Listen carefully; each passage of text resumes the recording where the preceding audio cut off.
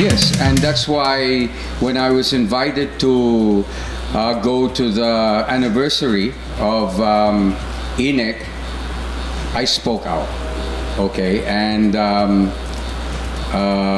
my speaking out triggered maraming tao to also speak out and to also make reklamo kasi sobrang taas yung per kilowatt hour of INEC dito sa Ilocos Norte compared to other provinces, okay? And this is why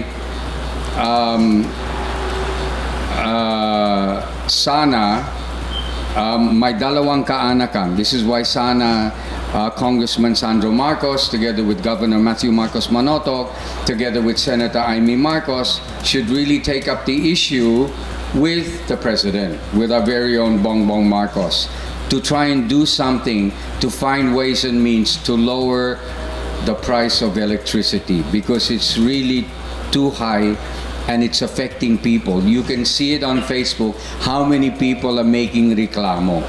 Okay? Ito po ang Balitang Ilocos Online.